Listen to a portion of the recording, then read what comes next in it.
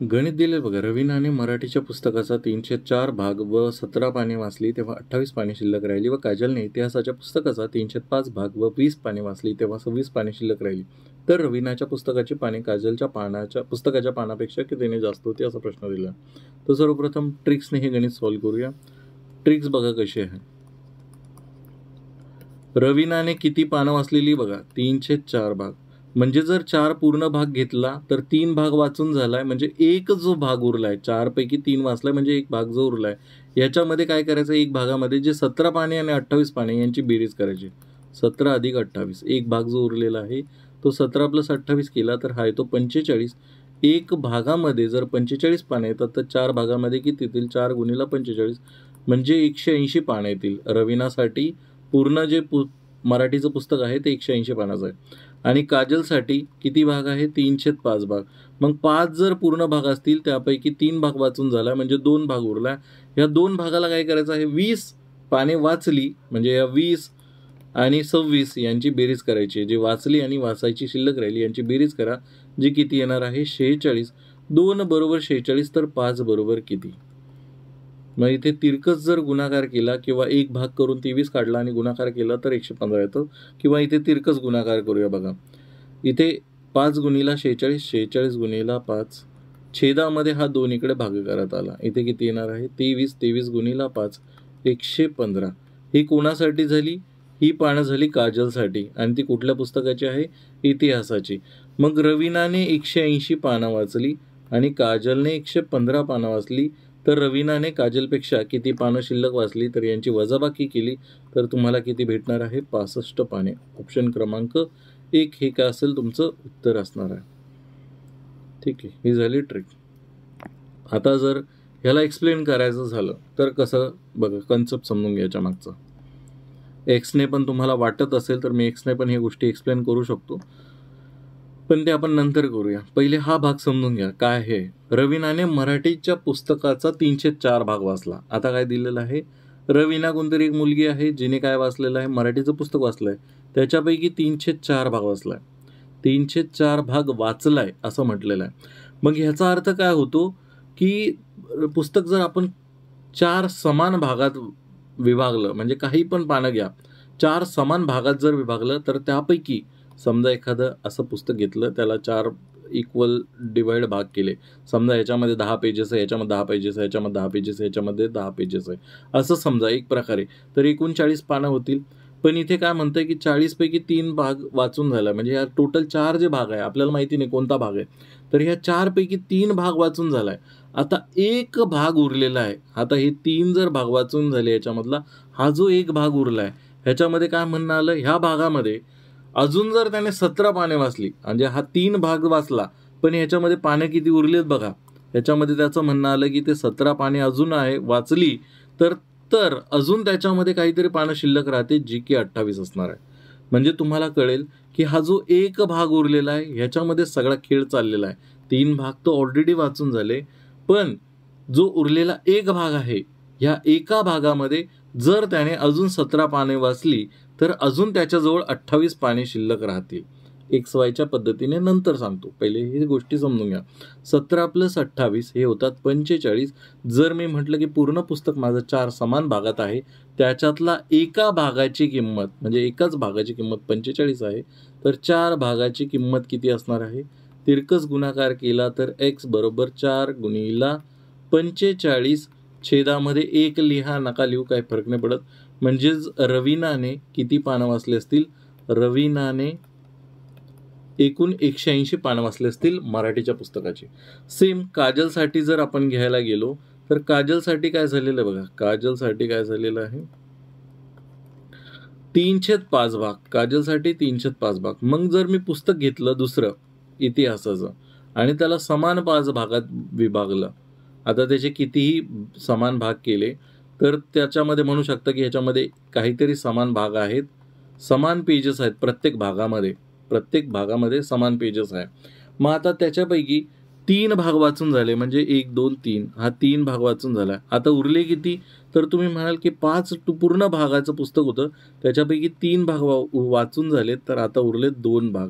हे 2 भाग बरोबर काय, ह्या 2 भागामध्ये जर त्याने अजून 20 पानं वाचली असती, हे 2 भाग मिळून त्याने अजून 20 पानं वाचली असती, तर त्याच्याकडे अजून काहीतरी पानं शिल्लक राहिली असती, जी की किती होती, 26 होते. मग ह्या दोघांची जर बेरीज केली तर ही किती येते, 46. 2 भाग बरोबर 46. तर 5 भाग बरोबर किती, म्हणजे पूर्ण पुस्तक किती भागाचं आहे तेवढं म्हणणं आहे.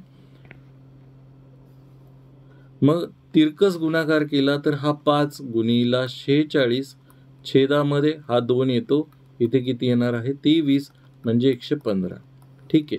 मग आता सरळ सरळ ह्या 2 संख्यांची वजाबाकी केली तर तुम्हाला काय भेटणार आहे, 180 वजा 115, म्हणजे रवीनाने काजलचं जे पुस्तक वाचणार आहे, काजल 115 पानाचं वाचणार आहे, रवीना 180 पानाचं वाचणार आहे. मग रवीनाचं पुस्तक हे कितीने जास्त असणार आहे, तर तुम्ही काय म्हणाल, या दोघांची जी वजाबाकी येणार आहे ती इथे आपण काढून दाखवली 65. ते 65 पानं हे कोणी वाचले असतील, रवीनाने जास्त वाचले असतील. आता एक्स पद्धतीने सोडूया. हा कन्सेप्ट कळाला असेल तर आता एक्स पद्धत वापरूया. बघा एक्स पद्धत काय म्हणते. पूर्ण पानं काजलसाठी, रवीनासाठी, पहिले रवीनासाठी काय करूया, एक्स पानं मानूया. टोटल जे पुस्तक वाचणार आहे मराठीचं त्याच्यामध्ये पूर्ण पानं किती आहेत, एक्स आहे असं समजूया. मग रवीना काय करत आहे, 3/4 पूर्ण पुस्तकाचा 3/4 भाग वाचत आहे. त्यानंतर तिने काय केलं, त्यानंतर तिने किती पानं वाचली, तर तिने वाचली 17. जर एवढी पानं वाचून झाली तर तिची अजून 20 पानं उरली आहे. म्हणजे मी जर ह्या पानामध्ये अजून 28 पानं उरली होती, 28 पानं जर मिळवली तर माझं पूर्ण पुस्तक वाचून होणार आहे. परत एकदा नीट सांगतोय, समजून घ्या काय म्हणत मी. बघा 3/4 भाग हा पुस्तकाचा वाचला, त्याच्यानंतर तिने 17 पाने अजून वाचली, त्यानंतर तिचे शिल्लक पाने राहिली 28. मग एवढी सगळीच जर वाचली असती तिने तर पूर्ण पुस्तक वाचून झालं असतं. मग पूर्ण पुस्तकामध्ये एकूण पाने किती होती, एक्स होती. मग 17 + 28 हे होतात 45. इथे किती आहे, 3/4 एक्स अधिक 45 बरोबर एक्स. मग हा 3/4 एक्स आपण जर तिकडे पाठवला तर हा वजामध्ये जात असतो. 45 बरोबर एक्स वजा 3/4 एक्स. यांची जर तिरकस गुणाकार केला तर इथे किती येणार आहे, 4x वजा 3x छेदामध्ये 4 बरोबर 45. इथे येईल x छेदामध्ये 4 बरोबर 45. मग x बरोबर किती येणार आहे, 4. हा इथे भागाकारात आहे, तिकडे पाठवला हा गुणाकारात जात असतो. मग इथे किती झाले, 180. मग 180 पानं कशासाठी झाले, तर हे झाले मराठीच्या पुस्तकाचे, हे झाले मराठीच्या पुस्तकासाठी. सेम काजलसाठी कसं येणार आहे बघा. काजलसाठी आपण धरूया की काजलने इतिहासाचं जे पुस्तक वाचलेलं आहे, त्याच्यामध्ये एकूण वाय पेजेस होते. किती पेजेस होते, टोटल पेजेस होते वाय.